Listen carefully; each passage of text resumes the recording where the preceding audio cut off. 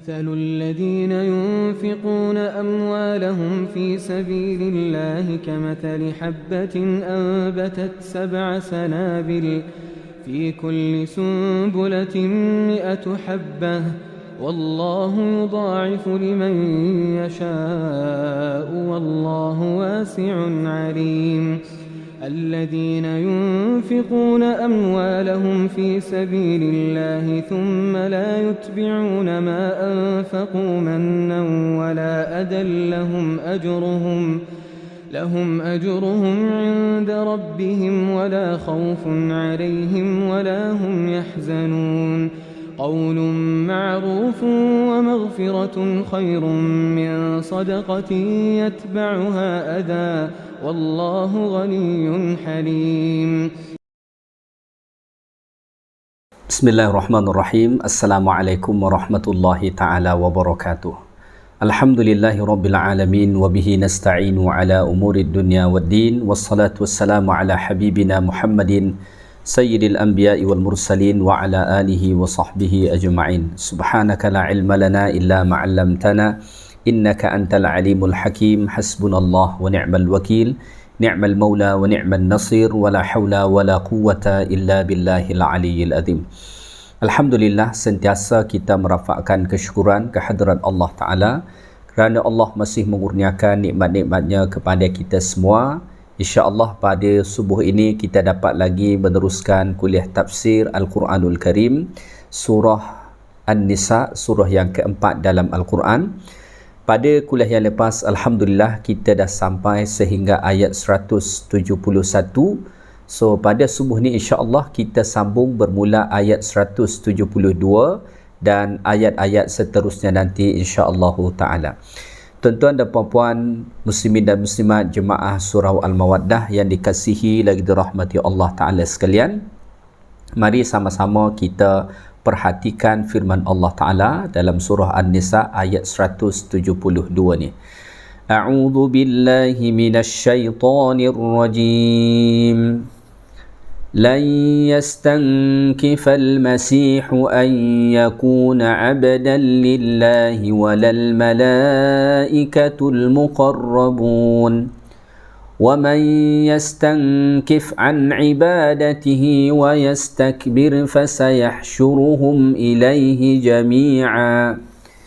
Yang bermaksud Nabi Isa ataupun Al-Masih tidak sekali-kali enggan dan angkuh daripada menjadi hamba bagi Allah Ta'ala. Demikian juga sikap malaikat-malaikat yang sentiasa berdamping dengan Allah Ta'ala. Dan sesiapa yang enggan dan angkuh daripada beribadat, menyembah dan memperhambakan dirinya kepada Allah Ta'ala, serta ia berlaku sombong takbur, maka Allah akan menghimpunkan mereka semua kepadanya.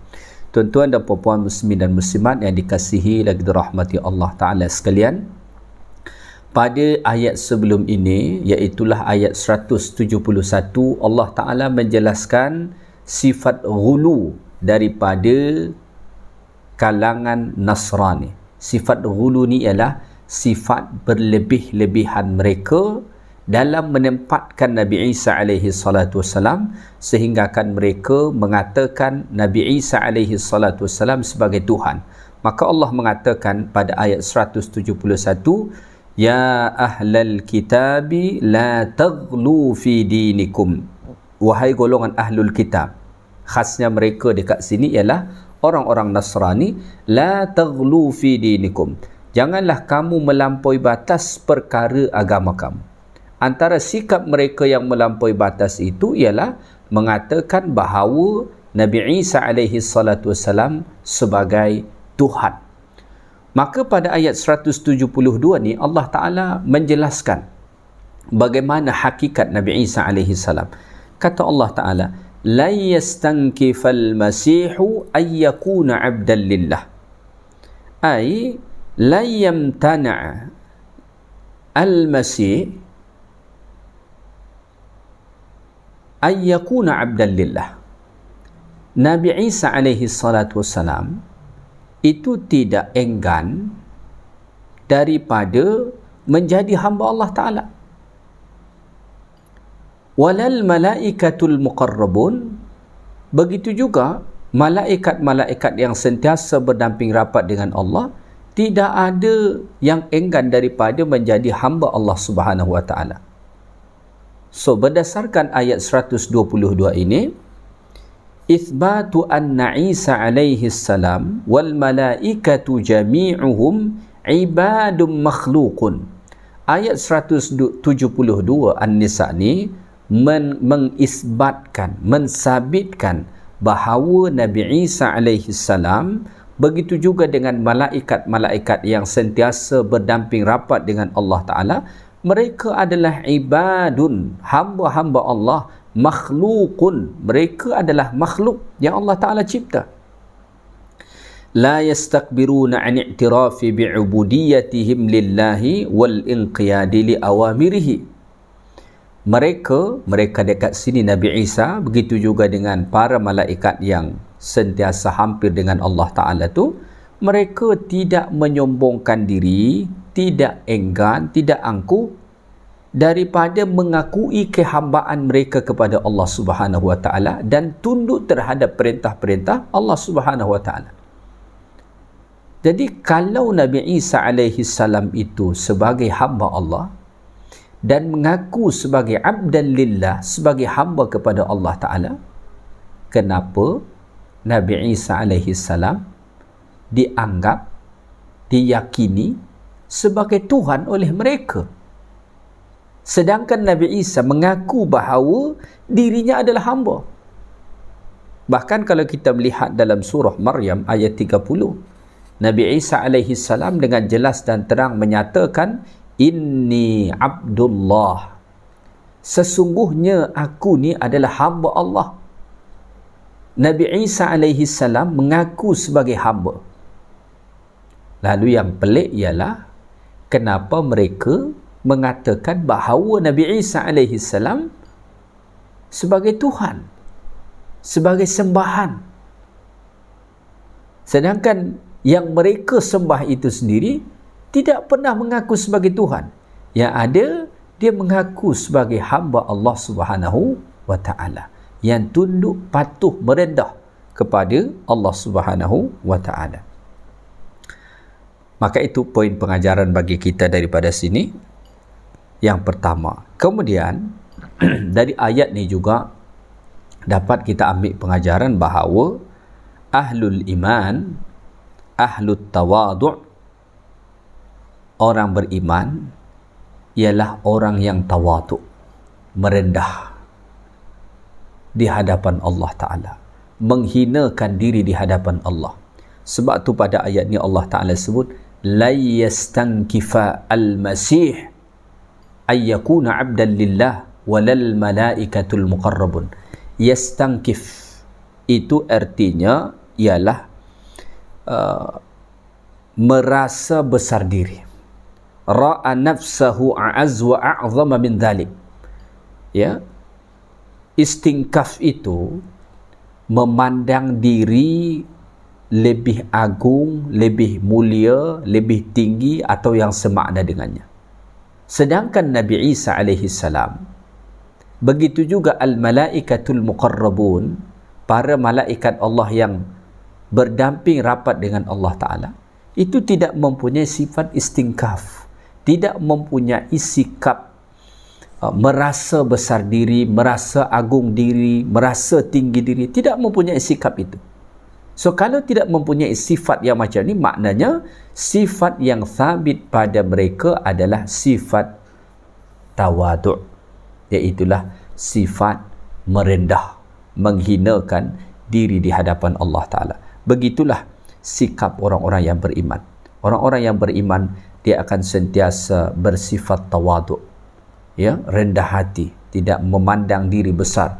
Walau banyak mana pun dia melakukan amal-amal kebajikan, dia tidak pernah memandang dirinya hebat, dia tidak pernah memandang dirinya suci, dia tidak pernah memandang dirinya orang yang luar biasa.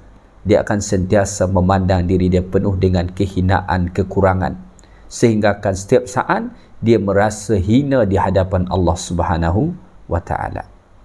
Ya. Baik, kemudian Allah Ta'ala menyatakan وَمَنْ يَسْتَنْكِفْ عَنْ عِبَادَتِهِ وَيَسْتَكْبِرْ فَسَيَحْشُرُهُمْ إِلَيْهِ جَمِيعًا. Kata Allah, dan sesiapa yang enggan dan angkuh daripada beribadat kepada Allah, daripada menghambakan diri kepada Allah, dan dia berlaku sombong takbur, fasayahsyuruhum ilaihi jami'a, maka Allah Ta'ala akan himpunkan nanti mereka semua kepada Allah.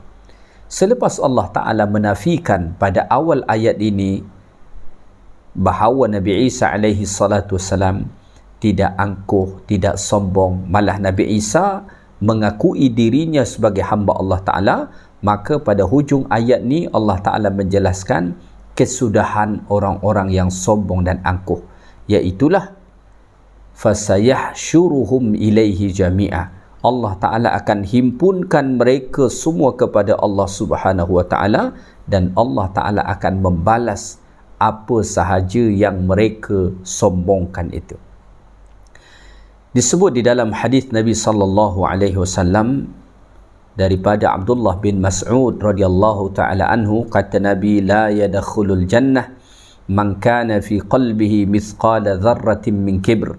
Tidak akan masuk ke dalam syurga Allah Ta'ala orang-orang yang ada dalam hati dia kesombongan walaupun seberat zarrah.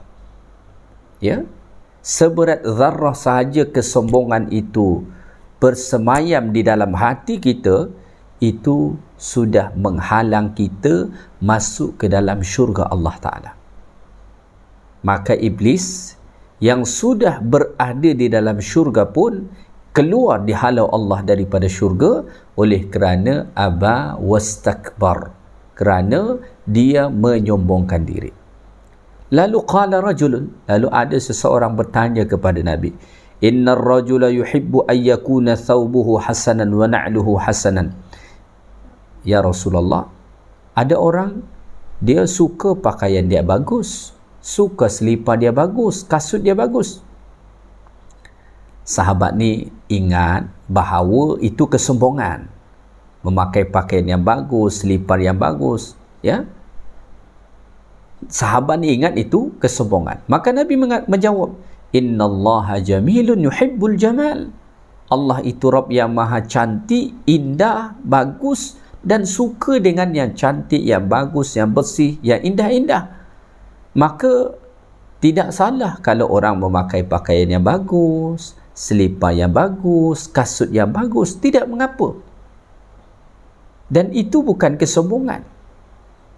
Ya, maksudnya orang yang memakai pakaian yang bagus, kasut yang bagus, selipar yang bagus, tidak serta-merta perbuatan itu menyebabkan seseorang sombong. Tetapi kalau sebab itu dia sombong, tetaplah sombong. Tapi bukan kerana orang memakai baju yang bagus, selipar yang bagus, kasut yang bagus, lalu dihukum secara automatik bahawa dia ini sombong. Tidak begitu. Malah Allah Ta'ala suka dengan penampilan yang bagus. Kerana innallaha jamil yuhibbul jamal. Lalu Nabi mengatakan, sombong itu apa dia? Al-kibr. Al-kibr itu atau sombong itu ialah batarul haq. Batarul haq artinya huwa daf'uhu wa inkaruhu tarafu'an.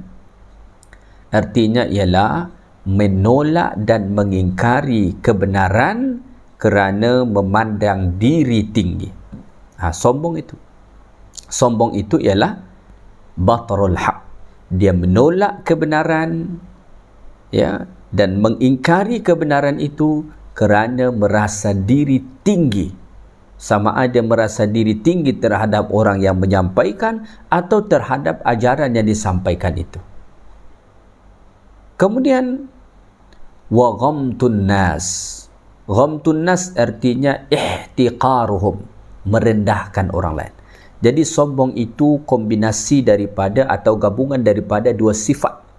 Yang pertama ialah batarul haq, menolak kebenaran dan mengingkarinya kerana merasa diri tinggi terhadap orang yang menyampaikan atau terhadap ajaran yang disampaikan.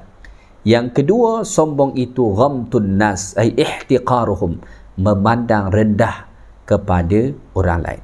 Sikap ini menolak kebenaran kerana merasa diri tinggi dan merendahkan orang lain ialah perbuatan yang akan menghalang seseorang masuk ke dalam syurga Allah Subhanahu wa taala. Maka orang-orang yang akan masuk ke dalam syurga Allah taala tu ialah mereka orang-orang yang tawaduk. Ya? Orang-orang yang tawaduk. Mereka berjalan di atas muka bumi Allah taala ni penuh dengan kerendahan, kehinaan. Ya? Sebagaimana firman Allah dalam Quran, wa ibadur rahmanil ladina yamshuna 'alal ardi hauna. Hamba-hamba Allah yang Maha Rahman itu yamshuna 'alal ardi hauna. Mereka berjalan di atas muka bumi Allah taala ni penuh dengan ketawaduan. Dan ketawaduan yang paling utama itu ialah ketawaduan kita kepada Allah Subhanahu wa taala. Jadi ayat 172 surah An-Nisa ni Allah taala menafikan sifat istingkaf, sifat kesombongan, keangkuhan daripada Nabi Isa dan juga para malaikat. Pada masa yang sama Allah taala mensabitkan sifat tawaduk pada Nabi Isa dan para malaikat, yang mana sifat tawaduk mereka itu mereka mengaku sebagai hamba Allah Ta'ala dan menghambakan diri kepada Allah. So oleh kerana itu sangat-sangat tidak sesuai apabila golongan Nasrani memandang Nabi Isa alaihi salam sebagai Tuhan. Selepas Allah Ta'ala menafikan sifat sombong dan angkuh daripada Nabi Isa alaihi salam, kemudian Allah Ta'ala menjelaskan bagaimana kesudahan orang-orang yang angkuh menyombongkan diri semasa hidup dekat dunia, sama ada dia sombong terhadap Allah atau bahkan kepada sesama makhluk Allah Subhanahu wa Ta'ala. Maka wala tamshi fil ardi maraha, janganlah engkau berjalan di atas muka bumi Allah Ta'ala ni dengan kesombongan. Apa yang kita nak sombongkan? Kita ini hanyalah manusia, hanyalah hamba yang mana kita dua kali keluar daripada tempat buang air. Sekali daripada ayah, sekali daripada ibu. Apa yang kita nak sombongkan? Allah Ta'ala cipta mimma immahin, daripada air yang hina. Maka kalau muncul bisikan-bisikan untuk sombong dalam diri kita, kita perlu untuk ingat semula daripada mana asal kita dicipta oleh Allah Subhanahu wa Ta'ala. Pertama-tama Allah cipta daripada tanah, maka bersifatlah seperti tanah. Ada orang mengatakan kita ini dicipta daripada tanah, kenapa kita nak bersifat langit? Langit itu tinggi, kita dicipta daripada tanah yang rendah, lalu kenapa kita nak bersifat macam langit? Kemudian kita ini dicipta daripada air mani yang hina, lalu kenapa kita pula nak menyombongkan diri, nak mengangkuhkan diri sama ada kepada Allah ataupun kepada sesama makhluk Allah Subhanahu wa Ta'ala. Baik, kita teruskan ayat 173. Allah Subhanahu wa Ta'ala berfirman, فَأَمَّا الَّذِينَ آمَنُوا وَعَمِلُوا الصَّالِحَاتِ فَيُوَفِّيهِمْ أُجُورَهُمْ وَيَزِيدُهُمْ مِنْ فَضْلِهِ وَأَمَّا الَّذِينَ اسْتَنْكَفُوا وَاسْتَكْبَرُوا فَيُعَذِّبُهُمْ عَذَابًا أَلِيمًا وَلَا يَجِدُونَ لَهُم مِّن دُونِ اللَّهِ وَلِيًّا وَلَا نَصِيرًا. Sesudah itu, orang-orang yang beriman dan beramal saleh, Allah akan menyempurnakan bagi mereka pahala balasan mereka, dan Ia akan menambahkan lagi limpah kurnianya kepada mereka. Sebaliknya, orang-orang yang enggan beribadat kepada Allah dan berlaku sombong takbur, maka Allah akan menyeksa mereka dengan azab seksa yang tidak terperi sakitnya, dan mereka pula tidak akan memperoleh sesiapa pun yang lain dari Allah yang akan menjadi pelindung dan penolong mereka. Tuan-tuan dan puan-puan, muslimin dan muslimat yang dikasihi lagi dirahmati Allah Subhanahu wa Ta'ala, pada ayat ni Allah Subhanahu wa taala menjelaskan bagaimana kesudahan orang-orang yang beriman dan beramal soleh kepada Allah Taala, dan juga kesudahan orang-orang yang enggan daripada beriman dan beramal soleh.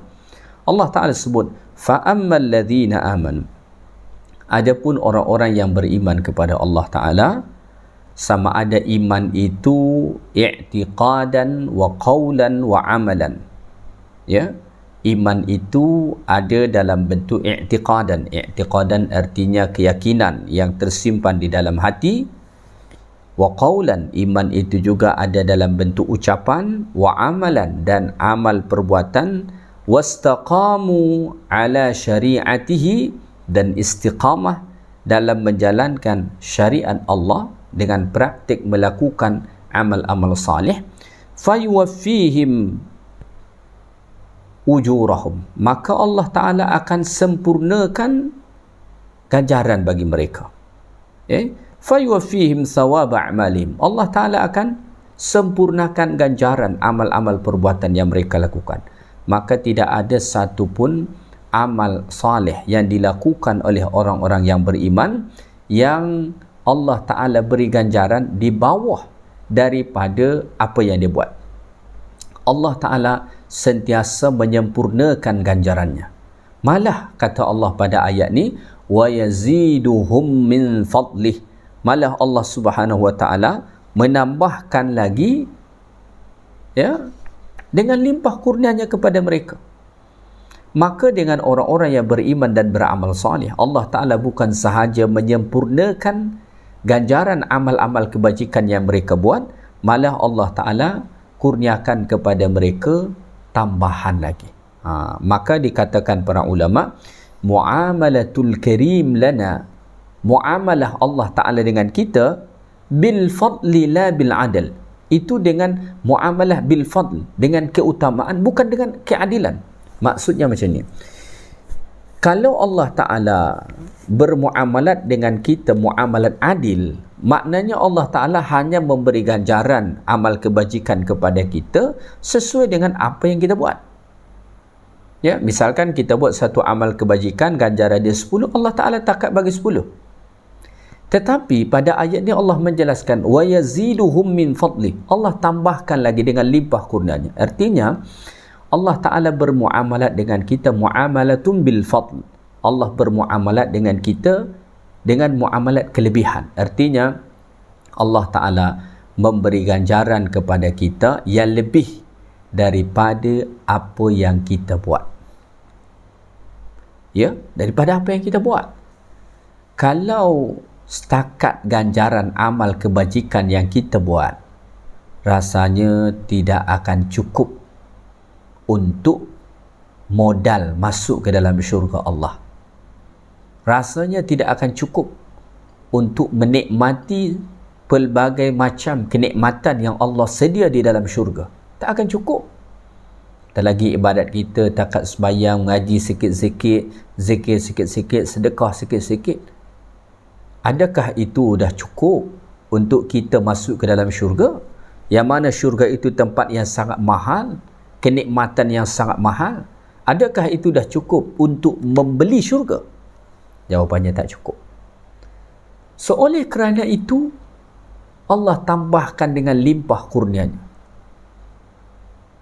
Maka bagi orang-orang yang beriman serta beramal saleh, Allah Ta'ala bukan sahaja memberi ganjaran yang sempurna daripada amal kebajikan yang mereka buat, malah Allah Ta'ala kurniakan kepada mereka ganjaran yang melebihi daripada apa yang mereka lakukan.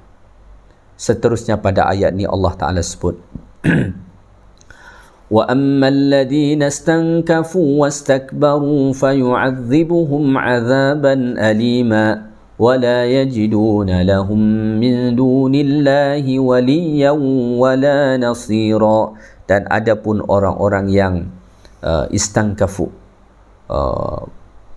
menghalang dirinya daripada melakukan ketaatan kepada Allah, wastakbaru, dan menyombongkan diri, tidak mahu merendahkan dan menghinakan dirinya di hadapan Allah untuk tunduk kepada perintah-perintah Allah Ta'ala, fayu'adzibuhum 'adzaban alima, maka mereka akan diazab, akan diseksa oleh Allah Ta'ala dengan seksa yang amat menyakitkan, yang tidak terperi sakitnya. Dan ketika mana mereka diseksa nanti, wala yajiduna lahum min dunillahi waliyyan wala nasira, mereka tidak akan mendapatkan sebarang pelindung dan penolong mereka selain daripada Allah Ta'ala.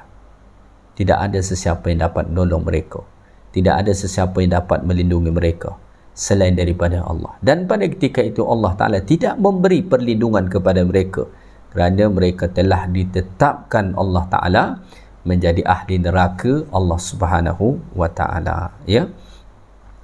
Baik. Pada ayat ni kalau kita perhatikan, Allah Ta'ala lebih dahulu menjelaskan ganjaran yang akan diterima oleh orang-orang yang beriman dan beramal saleh. Iaitulah Allah Ta'ala akan memberi ganjaran yang sempurna kepada mereka, dan Allah Ta'ala tambahkan lagi melebihi daripada itu dengan pelbagai macam kenikmatan di dalam syurga. Selepas itu baru Allah menjelaskan azab bagi mereka yang angkuh dan menyombongkan diri. Ya, kenapa Allah Ta'ala lebih dulu menyebutkan tentang ganjaran kepada orang-orang beriman, baru kemudian azab yang akan ditimpakan kepada orang-orang yang sombong?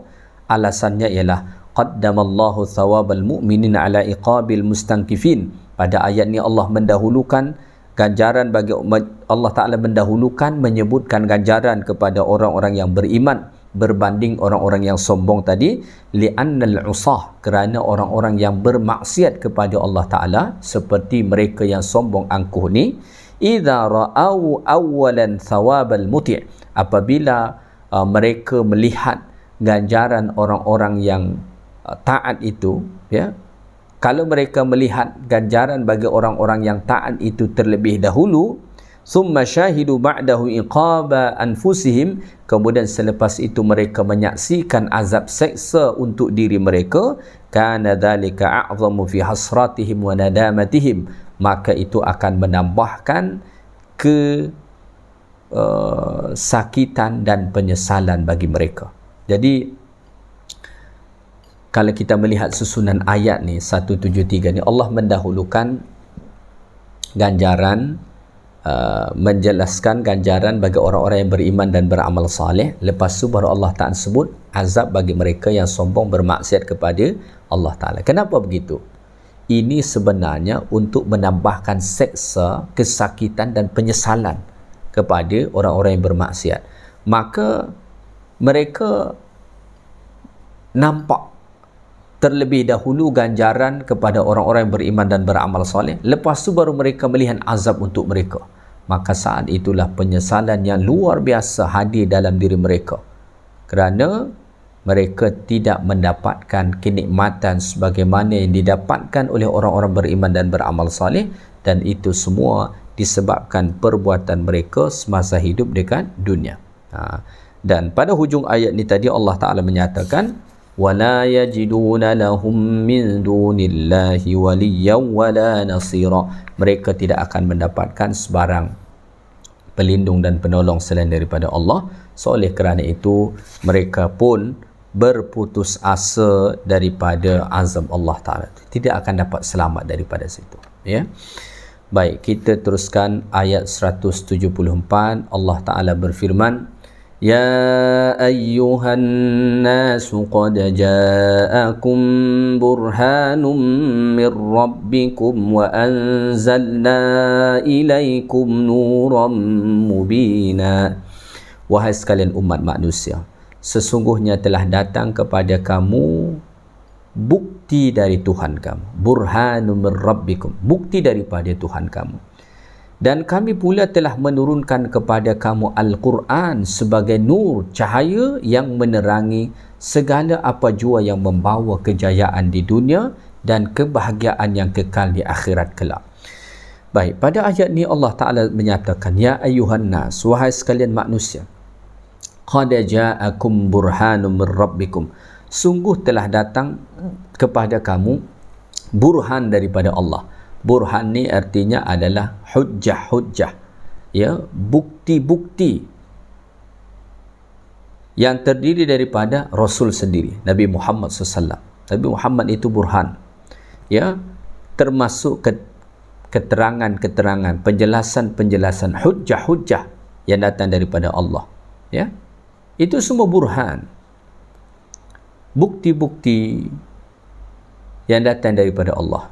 Ada Nabi Muhammad, ada wahyu, ada pelbagai hukum hakam dan lain sebagainya. Wa anzalna ilaikum nuran mubina, dan kami menurunkan kepada kamu cahaya yang nyata, kata Allah.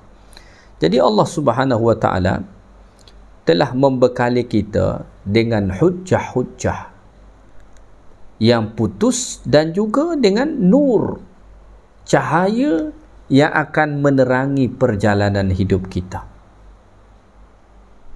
Maka Islam ni, ia adalah agama yang berteraskan kepada hujjah, yang berteraskan kepada dalil, dan dalil itu sendiri Allah Ta'ala yang menurunkan. Ya ayuhan nas qad ja'akum burhanum min rabbikum, sesungguhnya telah datang burhan, bukti-bukti daripada Tuhan kamu, ya. Wa anzalna ilaikum nuran mubina, dan kami turunkan kepadamu cahaya yang terang nyata. Maksud nur dekat sini ialah Al-Quranul Karim. Kalau kita membaca Al-Quran, Allah Ta'ala mensifati diri Allah sebagai nur, Allah Subhanahu Wa Ta'ala mensifati Nabi Muhammad sebagai nur, dan Allah Ta'ala mensifati Al-Quran juga sebagai nur, ya. Allah Ta'ala mensifati dirinya sebagai nur, sebagaimana firman Allah dalam surah An-Nur, kata Allah Ta'ala, Allahu nurus samawati wal ard, Allah ialah nur langit dan bumi. Nabi disifati Allah Ta'ala juga sebagai nur, kata Allah Ta'ala dalam surah Al-Ahzab, wasirajam munira, maksudnya Nabi kita sallallahu alaihi wasallam. Dan Al-Quran juga Allah Ta'ala sifati sebagai nur, cahaya, seperti pada ayat ni, wa anzalna ilaikum nuran mubina, dan kami turunkan kepadamu cahaya yang nyata. Maka Al-Quran itu Allah Ta'ala sebut sebagai nur kerana Al-Quran datang membawa cahaya dengan kita, membawa cahaya kepada kita, ya, membawa cahaya untuk menerangi kita, menerangi hati kita, menerangi perbuatan kita, menerangi ibadat kita. Jadi Al-Quran itu, ya, sama seperti matahari, kedatangannya menghilangkan segala kegelapan. Al-Quran demikian. Kedatangan Al-Quran sama seperti datangnya cahaya. Segelap apapun malam itu, kalau dah ada cahaya, gelap itu akan hilang serta-merta. Begitulah Al-Quran, kalau masuk ke dalam hati, maka hati akan menjadi terang. Al-Quran kalau dah masuk ke dalam otak kita, otak akan menjadi terang. Al-Quran kalau dah berada dalam amalan kita, maka itu akan menyebabkan kita terang. Al-Quran kalau kita hidupkan dekat rumah kita akan terang. Al-Quran kalau kita hidupkan dalam negeri kita akan terang. Gitulah seterusnya.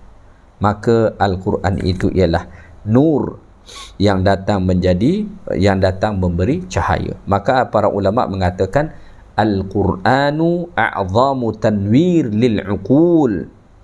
Al-Quran ialah pemberi cahaya yang paling besar kepada akal kita. Li'annahu kalamu khaliqil aql, kerana Al-Quran itu ialah kalam pencipta akal, ya. Wal khaliq, dan pencipta, a'lamu bima khalaqa, lebih tahu daripada makhluk yang dia cipta sendiri.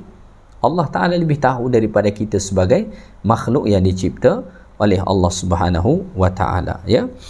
Maka Al-Quran itu adalah cahaya yang menerangi kehidupan kita. Maka boleh kita bayangkan, tanpa Al-Quran hidup kita ni akan gelap gelita, maka tidak ada cahaya kehidupan bagi orang yang tidak bersama Quran. Sebaliknya, sesiapa yang bersama Quran, dia hidup dalam cahaya penerangan daripada Allah Ta'ala. Ada kisah selepas Nabi sallallahu alaihi wasallam meninggal, lamma mata sallallahu alaihi wasallam, ketika mana Nabi kita sallallahu meninggal, zara Abu Bakar wa Umaru radhiyallahu taala anhuma Umma Aiman. Selepas Nabi meninggal, Abu Bakar dan Umar pergi ziarah Ummu Aiman radhiyallahu taala anha. Fawajadaha tabaki. Abu Bakar dan Umar mendapati Ummu Aiman pada ketika itu menangis. Lalu Abu Bakar dan Umar pun berkata, ala ta'lamina annama indallahi khairun li Rasulillah. Adakah engkau tidak tahu bahawa apa yang ada di sisi Allah itulah yang terbaik bagi Rasulullah sallallahu alaihi wasallam? Lalu Ummu Aiman jawab, qalat bala, ya, saya tahu itu. Walakinni abki linqita'il wahyi minas sama'.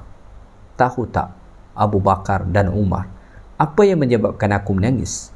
Yang menyebabkan aku menangis ialah kerana kewafatan Nabi sallallahu alaihi wasallam itu menyebabkan terputusnya wahyu daripada langit. Begitulah dahulu berharganya wahyu Allah bagi mereka. Maka Al-Quran benar-benar menjadi cahaya dan memberi cahaya penerang kepada kehidupan umat manusia. Maka kalau kita rasa hidup ini gelap, kelam, mungkin sebab kita terlalu jauh daripada Quran. Cubalah kembali semula kepada Quran. Buka balik Quran, baca, renung, belajar. InsyaAllah cahaya itu akan kembali masuk ke dalam jiwa, sehinggakan kita dapat keluar daripada kegelapan itu. Tuan-tuan dan puan-puan muslimin dan muslimat dan dikasihi lagi dirahmati Allah Ta'ala sekalian, saya ingat itu sahaja kuliah kita pada subuh ni. InsyaAllah kita akan sambung pula pada kuliah yang akan datang. InsyaAllah kita akan sambung nanti ayat 175 dan ayat 176, ayat yang terakhir daripada surah An-Nisa. So insyaAllah pada kuliah akan datang kita akan mengkhatamkan surah An-Nisa, ya, dan insyaAllah nanti kita akan sambung pula surah-surah yang berikutnya. Baik, sekadar tu sahaja kuliah kita pada subuh ni. Moga-moga bermanfaat bagi kita semua. Yang baik daripada Allah Ta'ala, segala yang kurang daripada saya. Subhanakallahumma bihamdik, asyhadu an la ilaha illa anta astaghfiruka wa atubu ilaik. Assalamualaikum warahmatullahi ta'ala wabarakatuh.